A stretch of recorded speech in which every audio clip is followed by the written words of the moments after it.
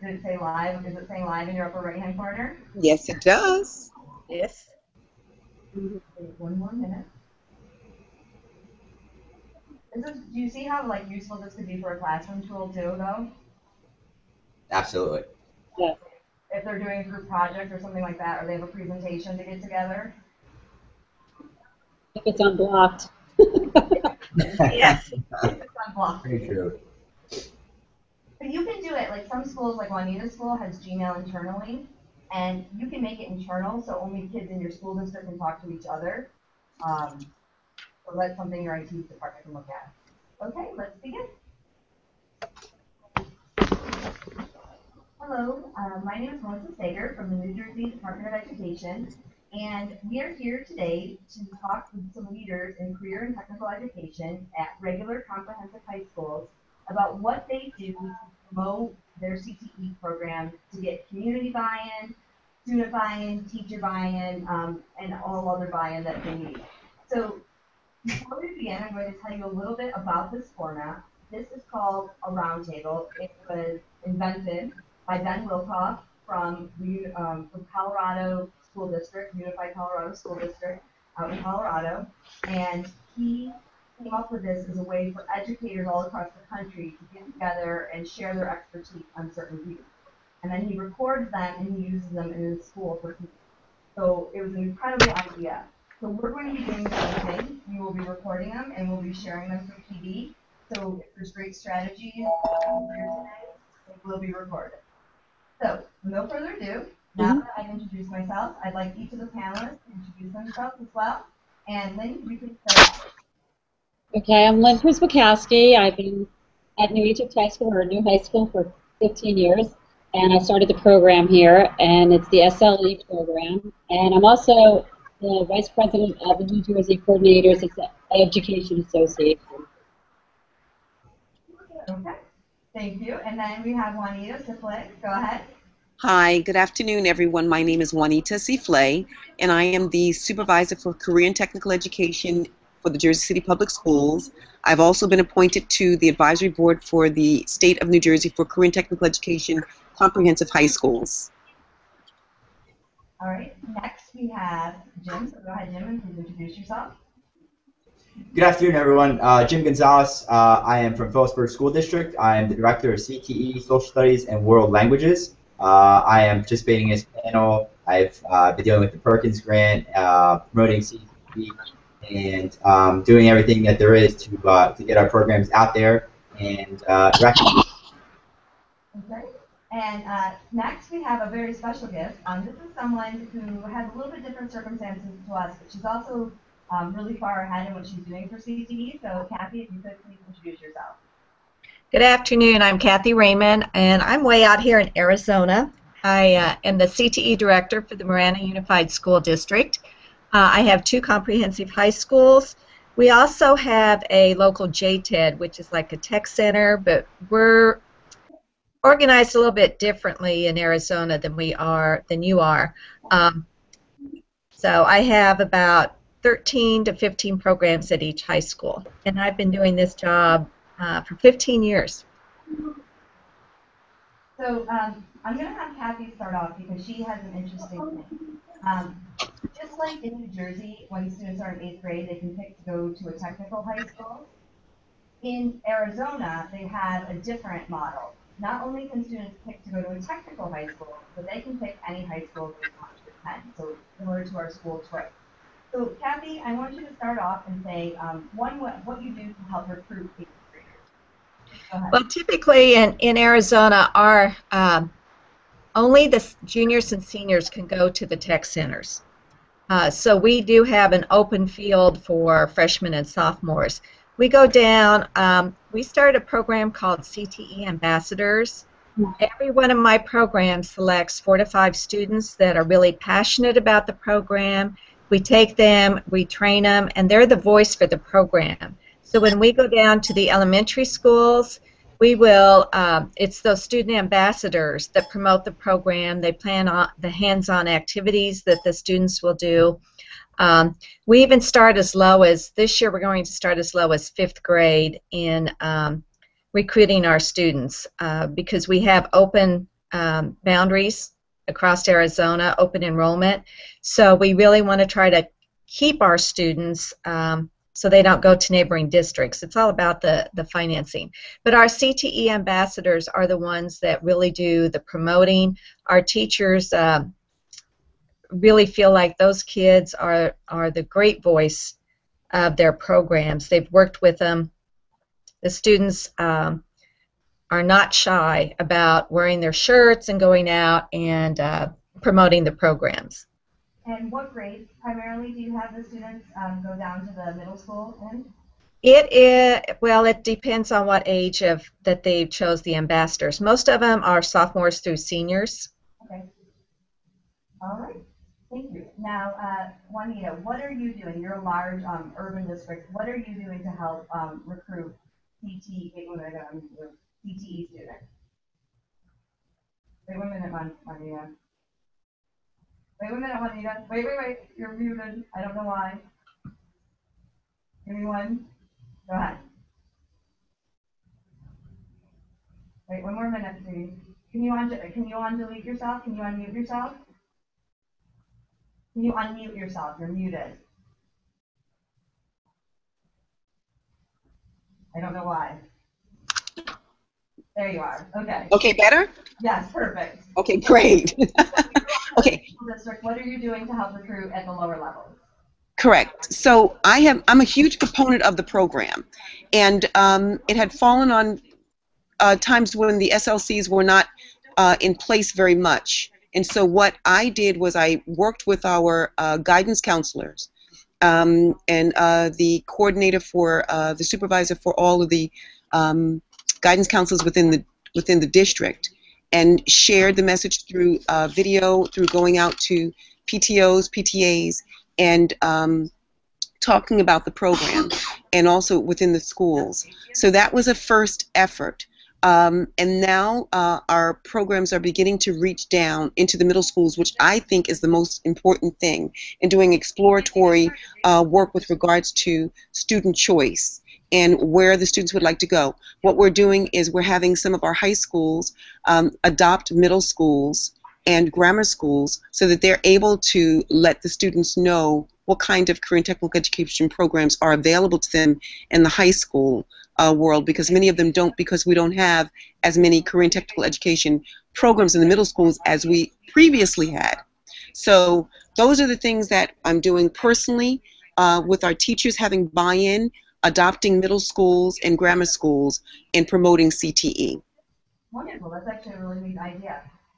Now, Lynn is at the higher end, and she works with structured learning experiences. So, Lynn, you're going to have to unmute yourself, but I want you to talk about how your structured learning experiences help promote types of experiences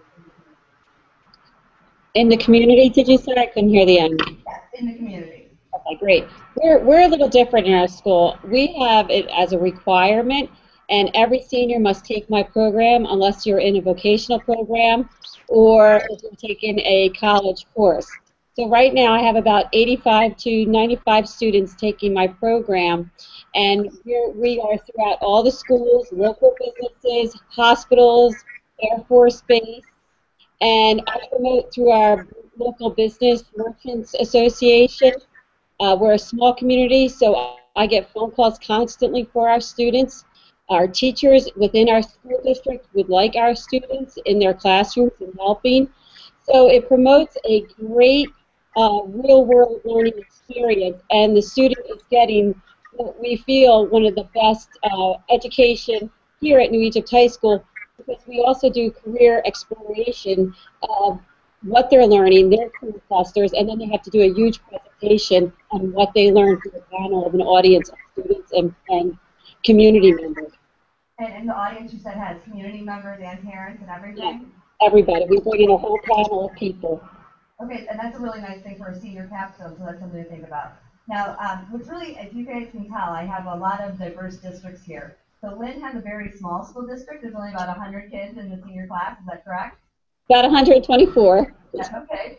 So, and then Juanita's in an urban district. Cathy's in Arizona, and Jim is what we would call rural, but it's not really rural. So, Jim, I want to talk about how you promote CTE in your type of district. Yeah, one of the interesting things at Phillipsburg is that we have 5 sending districts. Okay, so what we do is we have an interesting, diverse population, with regards to socioeconomic status. And what we do, most notably, is we look to try to promote everything to the 8th grade and get that down to the middle schools. One of the new things we're trying this year is getting our tech club involved at the middle school with regards to programming. We also put together a pamphlet.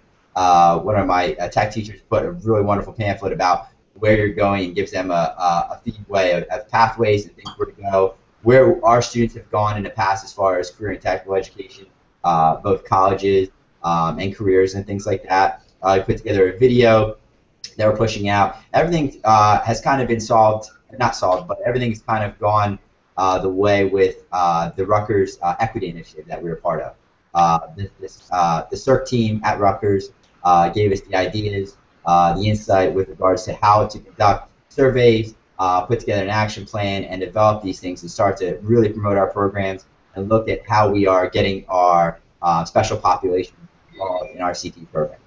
Okay, and Jim, can you talk about, because I think people might not be aware of that, Rutgers is a state university, and talk about the Ruddy Initiative and what it is exactly.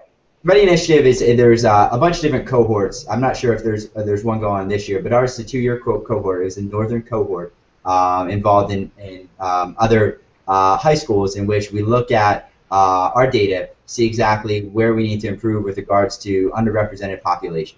Okay, special populations, those that have under 25% of, say, males in that certain career, and that's how they determine it. Well, after we have that, we pinpoint certain areas where we want to look at. One of ours is programming. We look to take care of programming. We look to get more, say, females represented in that population, both computers and just participants going forward. We did that with the help of my computer tech teacher and getting that recognized. We had her and other teachers sit on the panel with me, develop an action plan, involve guidance, and that's kind of started the ball rolling with regards to publicizing our information, trying to recruit students, and trying to redo some of our course descriptions in order to make it less maybe biased in one way if somebody reads it a different way, and to make it more welcoming for those students that maybe would not take that type of course. Yeah, so the course description is actually really an interesting part, but yeah, that is one part that you can improve. Now, the Ruddy Grant, for those of you who are in New Jersey, if you contact CERC, it is on the CTE website. CERC will come out and help you and do just what they did in Phillipsburg. Will actually review what you currently have and help give you a path forward. Now, Cathy, you also use somebody from the outside. Can you talk about who you use? Yes, we have formed a partnership with Tools for Schools, and Mark Perner is the leader of that organization. He has come and worked with teams. I have 2 teachers from each high school, an administrator, counselors that work together that plan our recruiting and retention efforts. It's been very successful for us because we started out learning about the millennials in this age group and what they want from life. And so we've been able to reflect on that and adjust our retention and recruiting efforts to match that. For example, we do student surveys the end of first quarter instead of the end of the year. Mm-hmm. And we ask students right out, is this the class you want to be in? If so, yes or no. What do you like about the class? We have found it helps teachers kind of reevaluate what they're doing. The first year we did it, one of the teachers was amazed that his students said, we want more hands-on experience. So he changed his curriculum right away. His retention efforts went up the next year. So we just felt also we could steer kids into the right programs if they were in, let's say, welding, and they decided they really thought they wanted to be more in construction. We can steer them into those programs appropriately. for the following year. Okay, and Tools for Schools, I believe is out there on the internet. I don't know a lot about it, but thank you for sharing that resource. Now, Juanita, what are you doing currently to get more students? I know like promoting them at the 8th grade level, but when they're in the high school level, get more students to actually remain in a CTE program of study. Well, you know, a lot of that has to do, too, with collectively the district making sure and ensuring that we have courses so that the students can take them. We have in our remedial work that our students have to do, or they have classes in which they have a double period of math and math lab, or English language arts and language arts lab. So what we've been doing is ensuring that our students are able to be able to stay in the sequence by having classes that are, for instance, we had cosmetology, and what we did was instead of cosmetology being 10 credits, we did cosmetology A and cosmetology B for the first year, and that was rather like an exploratory as well as had been spoken about previously, so that the students could determine, is this where I really want to be? And if it is, then you would be able to go ahead on and pursue that. With regards to our other programming, there are we're very much on the level of reaching out to our schools in order to be able to have them understand what's going on. That is the largest piece, to be able to help them to see what is available, what they can obtain, and then having the information and the knowledge. That's the best thing that we're being able to do at this point, to be able to increase our student and keep the students, because then they know exactly what they're going into and they want to be there. So you think that when they're seeing the final outcome, that is definitely influencing them more to stay within the program? Well, sure. And then too, we have what we're into is licensure and also credentials. So what's happening is that for cosmetology, once you finish that program, you're licensed if you do a successful completion of it. And then there's a rubric in order to be able to interview students to see if they're a good match, because we want the students to have a great experience for the 4 years that they're in there. In culinary, our students get 6 college credits because they're in high school. They go to our community college, where they receive 6 college credit and receive their ServSafe certificate, which allows them to work in the food industry. In our fashion design curriculum, our students are able to design a portfolio that allows them to go right into industry. So our goal in the Jersey City Public Schools is to be able to do a career or college readiness program, so that they're able to have college credit, or they're also able to have certification that will allow them to go into the industry immediately. And then too, we have, because we're Perkins funded in a lot of our programs, we have advisory boards and that help to guide us as to where we need to go for what industry is requiring. And the latest thing that we've done, it's in its infancy in implementation, is that we have a overarching advisory board that includes people on the WIB, Workforce Investment Board. So that is really key in helping us to determine how the integrity of our programs, what needs to be in, what needs to be fine-tuned in order to be able to meet industry needs. That's a great idea, to bring in the local Workforce Investment Board. Thank you for sharing that. Lynn, you shared with me that you have a hard time, you keep on having administration changes, and each time you have to prove the worth of your program. So what are some of the things besides the end of the year experience where they speak to community members and parents? What do you do to help sell your program to administration? I go back and I explain with our alumni how they come back to me, because we also see what's called time management skills. Everything's done as a presentation online. So I have a lot of college students that I bring back to speak about what this course is doing for them in college. Projects, time management. I don't teach them, I facilitate, which is a lot what college is, but they're not learning to work on their own as much. So by getting the alumni to come back, that is huge for me to sell my program. I don't see the reward until they graduate. And when I see my students sticking with, because I also live in my town, sticking with their majors, they don't switch their majors as much. So Lynn, I'm having a hard time hearing you. Is anybody else having a hard time? Yeah, a little bit. It sounds a little bit murky.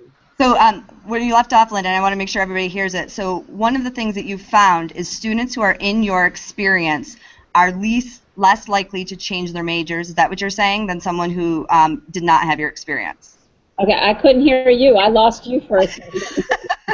Don't we love modern technology? Can you hear me now? Yes, I can hear you now. Okay, so you were saying that one of the things that you do is you have your kids who are in college are actually changing their majors less frequently than the average student because of your program. Yes. Is that correct? 100%. The average student, they say, changes their major 4 to 5 times in college.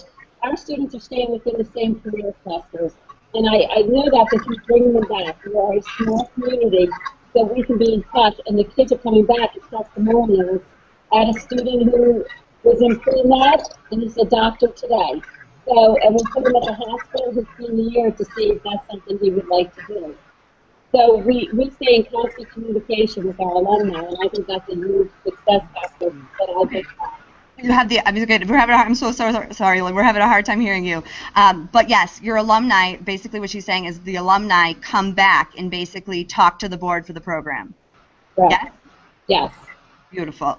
Now, I was lucky enough or fortunate enough to have a conversation with Cathy last week, and I know a lot of New Jersey schools are very big on athletics. Cathy, could you share what I thought was a fantastic idea, what you do during those types of events to promote CTE? Well, we have a CTE night at our home football games, and what we do is we have every program sets up a booth, and our ambassadors are the leaders there. They have hands-on activities, information for the anyone that comes by, and we set it up along the area where people have to line up to get their tickets to go into the game. So it's almost a forced audience. We have the auto programs have a car show. We have demonstrations by all of our students. We hand out our program brochures, and we do this at both high schools. And it gets a lot of the word out to the community that may not know what we do. Okay, and that's actually interesting because one of the things that I found when I first moved into the CTE world is that people have a misperception of what CTE is and what it can be. So I'm going to go to Jim again. How are you changing parents' perception of what CTE can offer for students? How we're doing that is obviously getting the word out, which is the obvious answer. But the biggest thing is getting guidance involved. They're huge as far as pushing out information, building administrators on board, pushing out information that way through our advisory committee. Pushing it out through open house. Any opportunity we get to be able to publicize. We have a district newsletter almost every time. CTE are involved. Through our the tweet high school, getting them involved there. Any way we can push out and get our name out there. We've also been fortunate enough to be in different invited to different events. One of our teachers went to Nashville to be in the College and Career Readiness Networking Conference that the Southern Regional Education Board puts on. Great way to push out our information, not only on a state and local level, but also on a national level. We try to cover our bases as far as just making everybody aware that what we have. We have a ways to go. Unfortunately, we have a lot to do, but thankfully, we have a passionate staff that's and very committed to pushing us out, getting the right kids in our class. One of the small changes we did that helps it is just getting the correct grade levels in our intro program. That was one of the things that we found as a big detractor from getting our kids through the program was we had seniors sitting in our intro level classes, and we worked with guidance and able to pour that up, make sure that we are having students that are taking that intro program like they should be in their freshman and sophomore year. Well, and I think I'm going to actually have you expand on that, Jim, because I think that's a problem in all comprehensive high schools. We have a program, but we let juniors and seniors in that first year program, and then even if they like that pathway, they can't move on. So what have you done to help change people's mind about scheduling? The first thing is you know, you let them know how important it is to get the students through, and to realize, look, they can get articulation agreements, they can get college credits, they can get certification, like as in Cisco. They could be you know, whole different avenues to open up for those students. But the biggest thing, like, you have to get the guidance cooperation. I deal with a great director of guidance here at Phillipsburg. She was on board from the very second.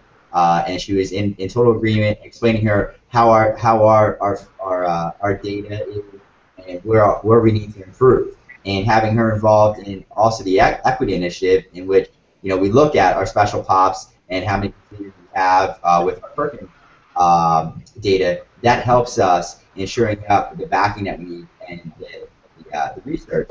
You got to say, look, this really needs to happen. And the biggest thing is, once you start explaining that to the staff, they're on board, and they realize how important it is, not just to maybe my course that's an elective that really doesn't count towards Perkins programs, but also to somebody else that, you know, I can't have seniors sitting in my intro level class, because for one thing, it brings the class to a different level. You're not really teaching an intro class. You're having to differentiate so much that you're losing what the impact that, you know, exploratory course should be. Okay, and I think that's excellent, Jim, and that's actually something I'm going to pose to Juanita as well, because that is a huge problem in comprehensive high schools. So what have you done to help address people just entering a program to study junior or senior year?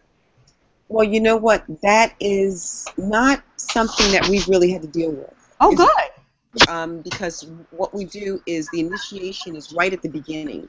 It's a ninth grade initiation, and we do have another program that we have that's called NAF. It's a National Academy of Finance, and that, based on that, our students can enter in the junior and senior year and still receive certification, get their 4-course sequencing in. And as we know, that program nationwide has a 96, 97, 98% graduation rate nationwide.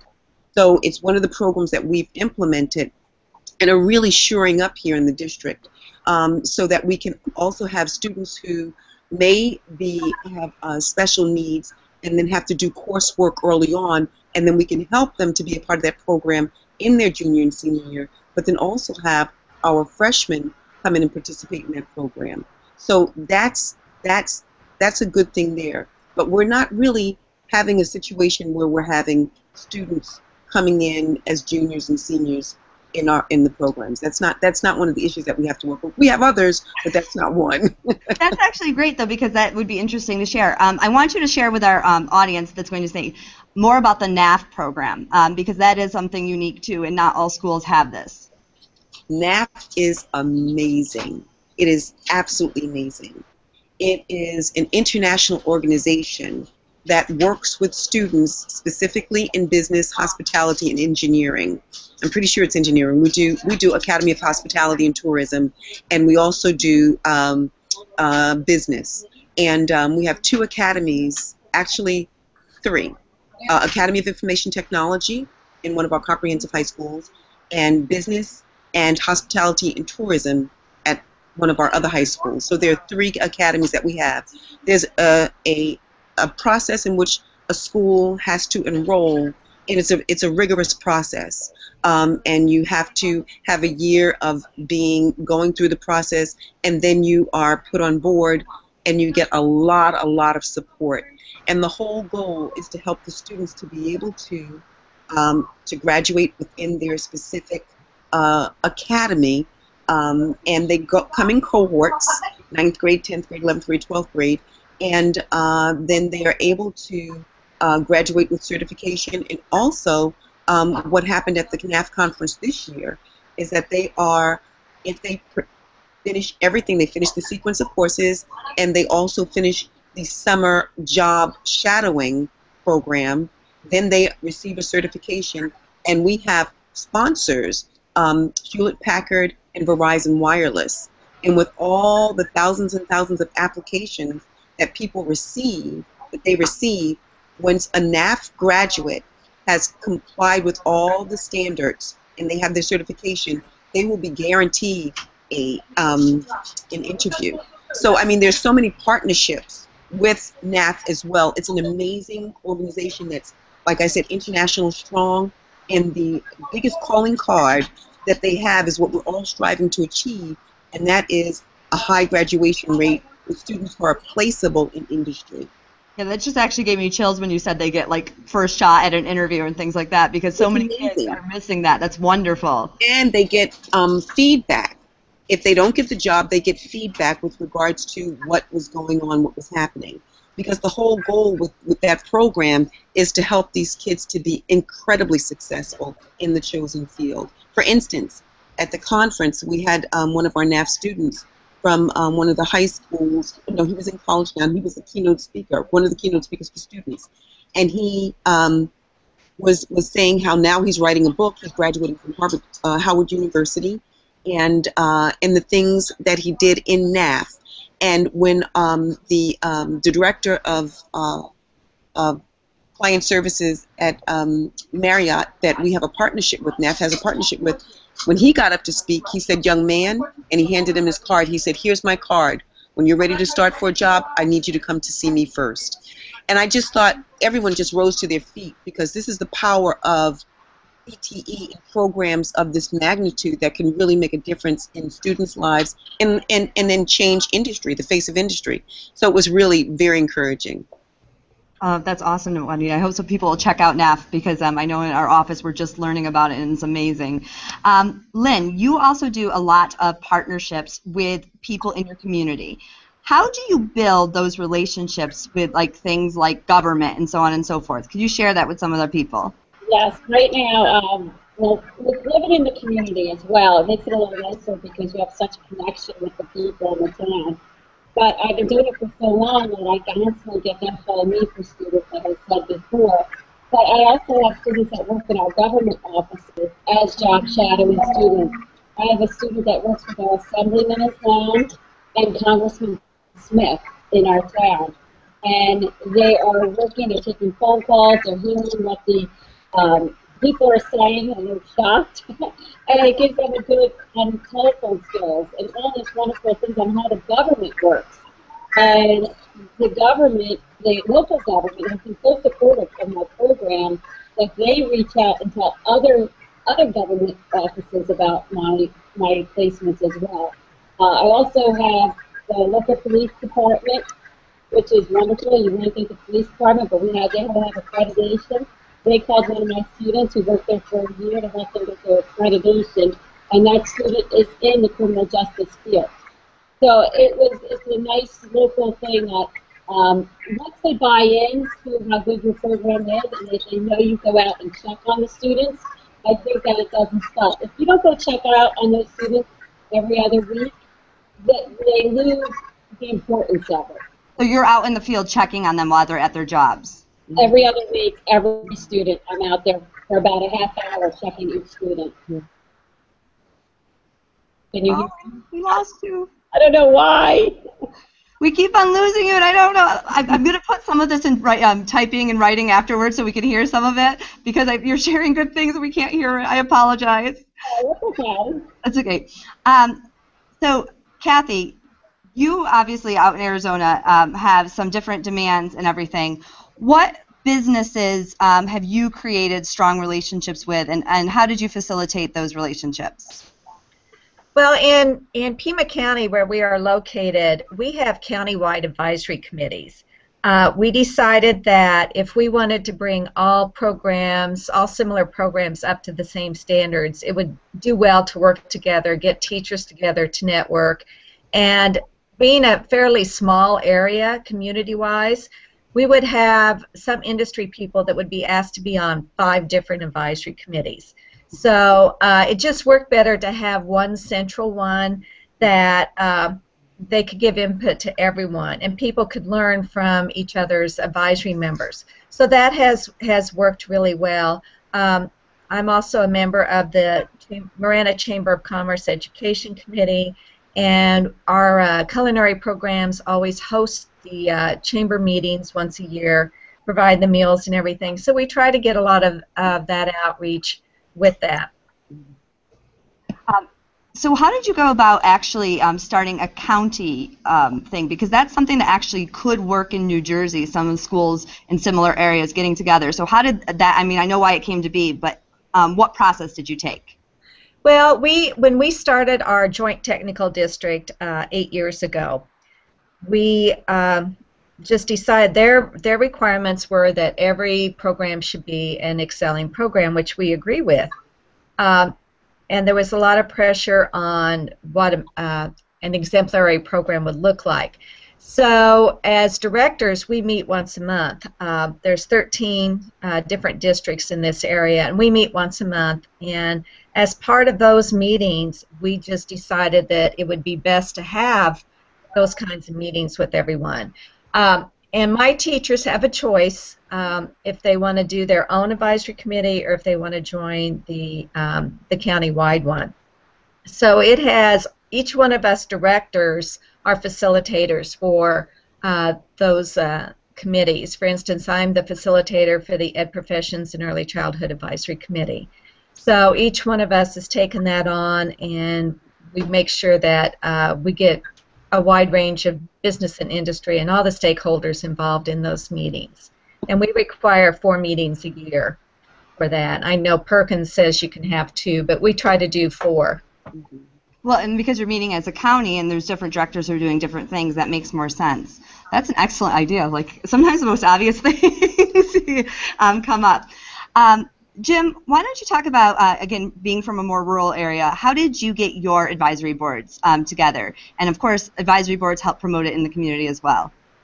One of the things we did was basically staying local. Any local businesses, like local auto shops that we have around town, local programmers that have worked, whether it be in New Jersey or across the river in Pennsylvania, got together with them, basically picked their brains as far as what we can do to improve CTE instruction and where the industry standard is. You know, what's changing in industry. You know, in perhaps like auto. You know, dealing with the new things with electronic cars and things like that. Little things that have come across that they're in the trenches and they understand what these things are changing.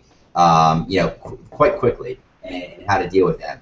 But we basically, my staff has great connections in industry. They know the people that are in industry, and basically they have developed those connections and reached out and gotten those people on board and realized the importance of coming together with a common goal. So basically we came together, we've discussed, you know, we discussed what we had to do in our advisory committees, and then we basically branch out and discuss and really look at our curriculum, really look at our instruction in the classroom, and decide how that's helping our industry professionals in producing people that are career ready in those specific areas. So the CTE teachers are at the table with you, like doing all this work. Correct. Yes. Yeah, they're on board. They're there explaining, you know, what you know, in detail what goes through, what topics they cover in certain units, and how and take feedback from community members, advisory committee members, whether parents, industry professionals, students, as far as how to make our program stronger and more career ready. Excellent. Now, this question is going to go for Juanita. And one of the things that you mentioned was that a lot of the students have other courseworks like remedial English or remedial math. How do you promote the value of CTE with the English and math, like the main staff within your school? Because that's another group that we have to get on board. Well, you know, we have teachers who are CTE teachers stay in contact with the math, language arts, science teachers, and really have are working as well as the guidance counselors to ensure that the grades are where they need to be for the students. So there's a constant communication so that the students are doing well, and then we're putting in supports and systems in order to be able to help those students who are not doing well. They have HESPA Institute, they have HESPA classes, they're on Saturday classes, there are online tutorials, there are after-school supports so that the students succeed. So those are some of the measures that we have in place as a district in order to be able to have it. So we have it on the seed level, teacher to teacher, as a colleague, in order to be able to ensure that their students are doing well.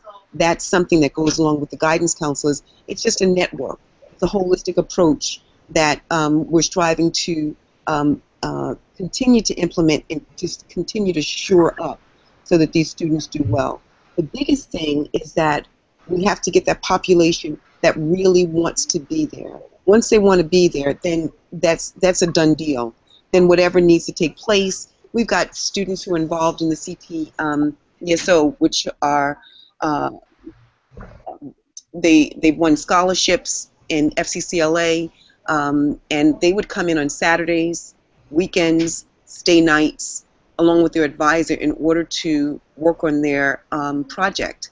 And so it's the whole goal of making the right fit and getting that right from the very beginning for the students to be where they want to be, and then knowing that what the coursework will require so that they can be completers. So that's the real issue with us here, ensuring that that fit happens. So it's not so much the academic, it's the fit of the student.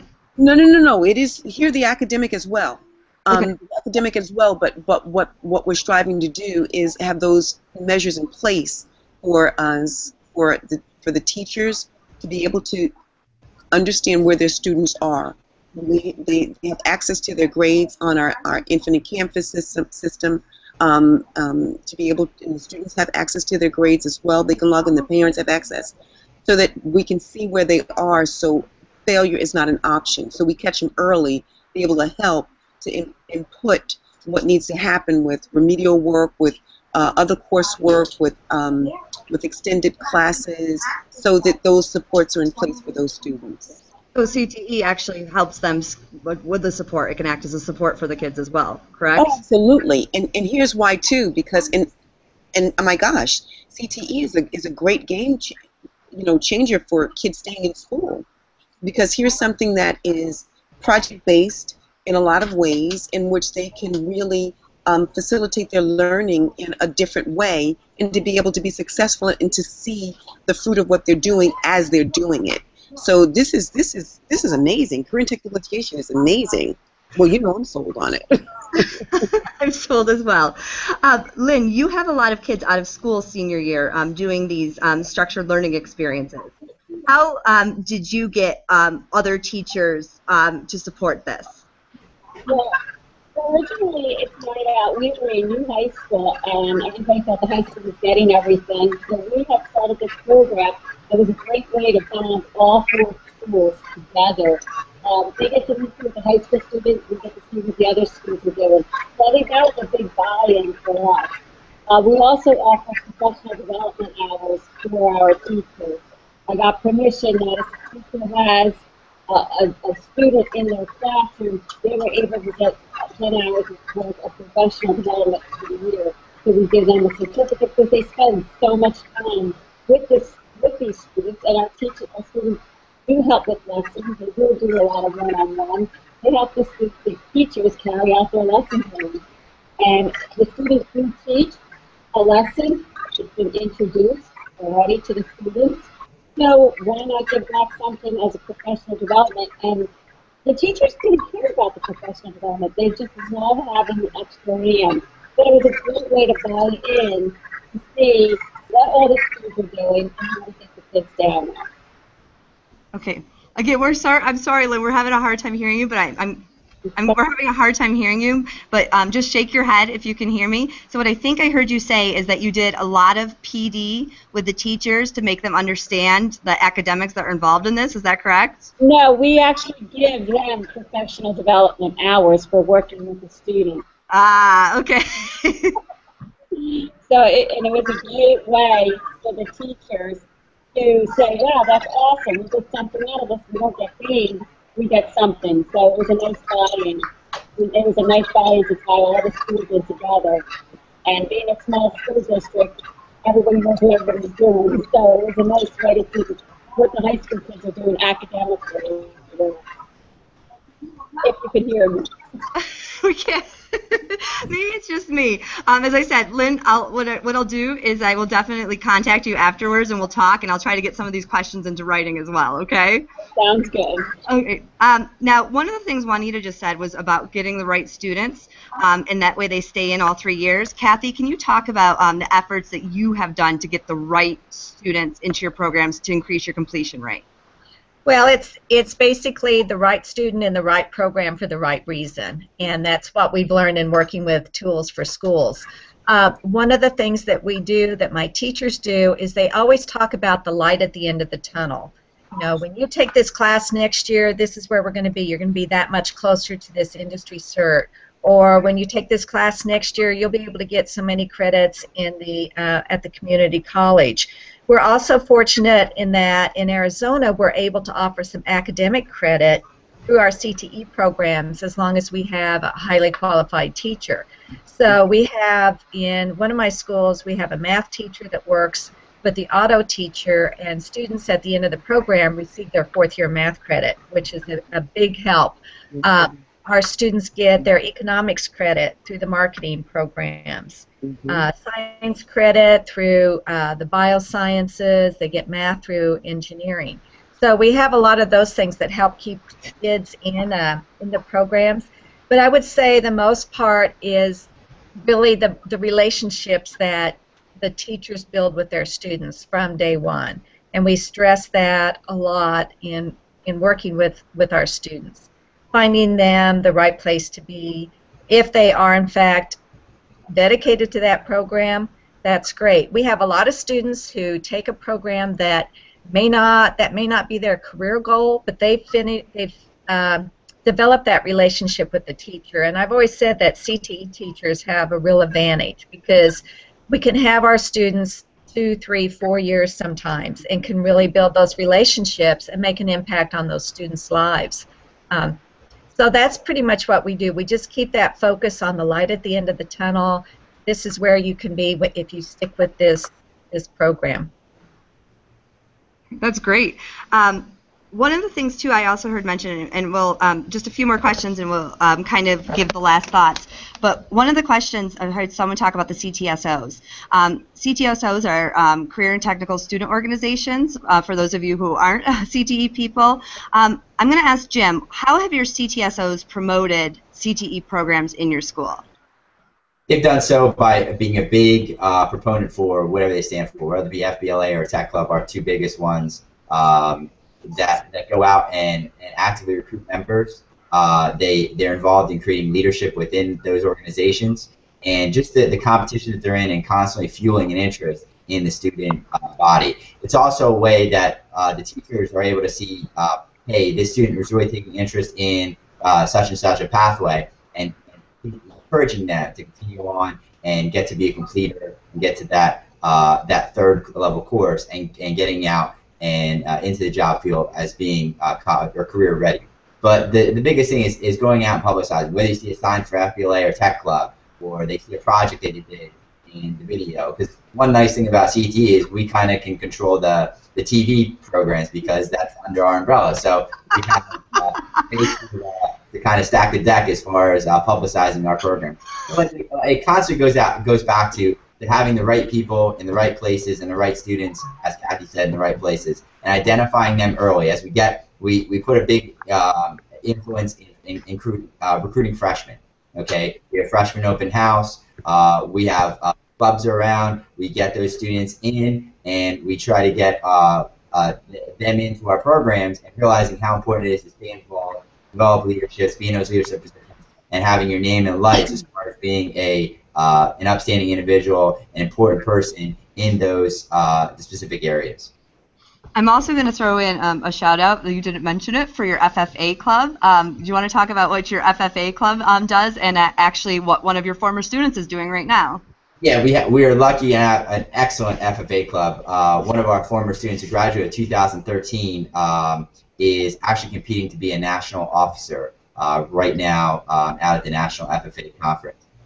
She's been fantastic. I mean, an absolute great person to be around, and I wish her all the best. And for me, she's a slam dunk for that position because not only for New Jersey but also for Phillipsburg, makes us all proud. She's an absolute great student. She's one that leaves an absolute impression on you the minute you meet her. And you know, she's simply one of the best students I've been able to be in contact with throughout my the career as an educator and as a director. You can do like Lynn did and bring her back and have her be one of your advocates for your program. That's true. Yep. Juanita, how do you think the CTSOs have helped? I mean, you mentioned that someone got a scholarship, but what other CTSOs have promoted? We've had loads of scholarships. To tell you the truth, we've had loads of scholarships, and what's so encouraging about that is that some of these are scholarships that students, because of the expertise of the teachers that we've had, have never, for instance, sewn a garment before, and they've won first place in national competition and won scholarships, 4-year scholarships. So those are incredible things, and that's pulling the talent out of students, based on what Cathy was saying earlier with the relationship that the teacher has with the students. But it provides a platform for students to be able to have leadership, where they're able to have to present regarding their project. It gives them excellent interpersonal and intrapersonal skills. It develops those things.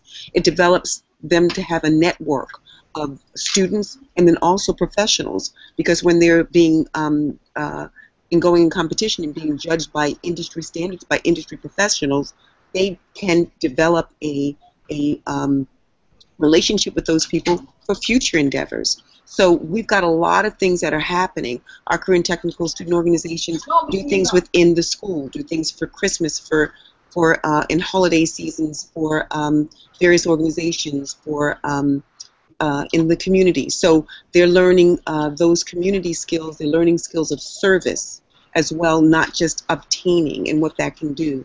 For our cosmetology, working with the senior citizens, working with schools in our younger grades, having Day of Beauty for girls, in some of our situations that's really appreciated by the students.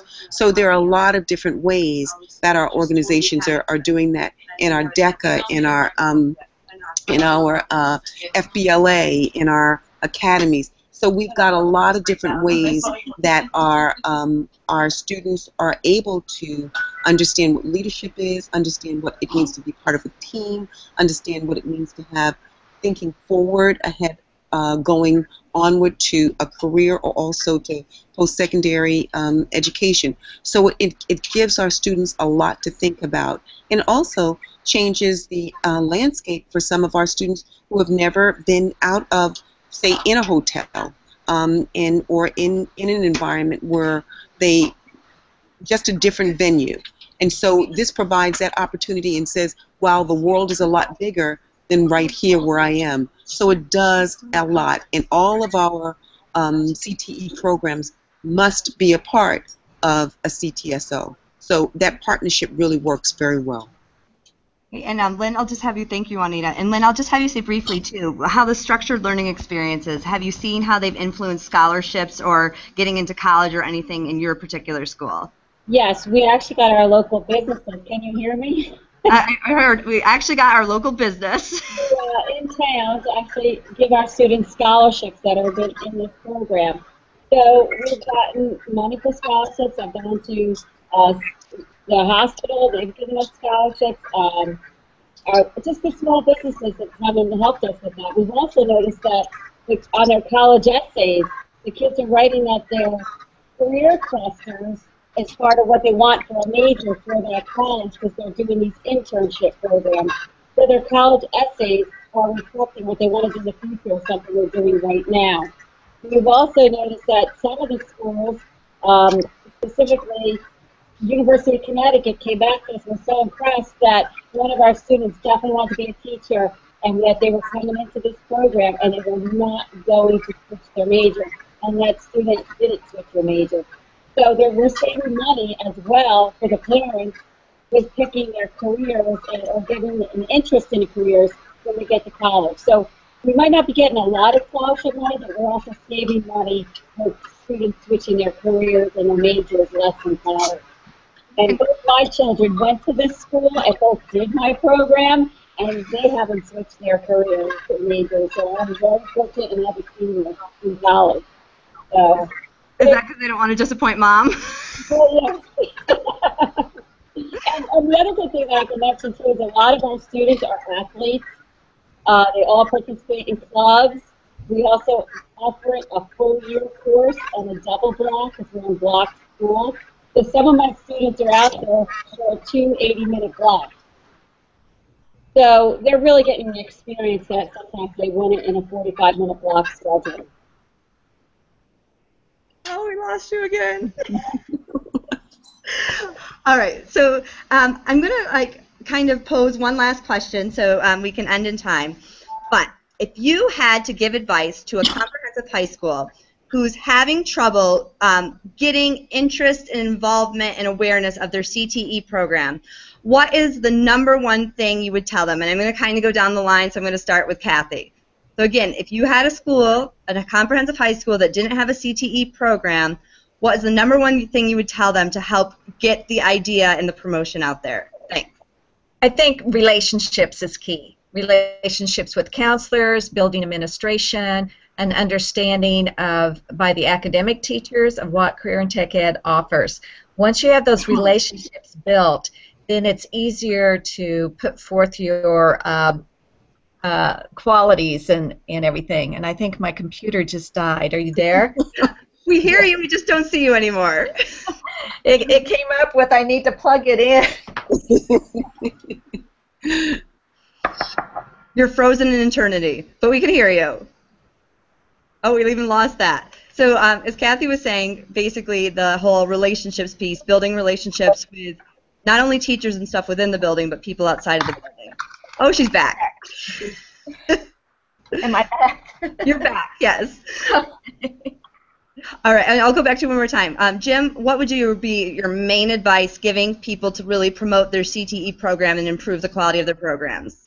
Not trying to steal Cathy's answer, but I'm going to change it just a little bit and say buy-in. Buy-in and networking is huge. That's one thing I learned from day one in my position is to make sure you have the teacher support, you have the student support, and you have the community member support. Once you have that, things get a lot easier. You're able to reach your goals, take on initiatives, and basically move forward and just keep looking forward and look for the next best thing, next thing you can create, and the next thing how you can make CTE that much better. And no matter what you try to tackle, it makes things that much more concise and that much more of a solid foundation going forward. Okay. I'm going to switch it on you then a little bit, Juanita. I'm going to say then, how do you create buy-in relationships, if you could add to that? Well, I think it's important to be able to let people understand what's the outcome of it, why you're doing it, what it will produce for the students, what the effect of it is for the person who is the instructor, how that symbiotic relationship will work to produce something that is really outstanding.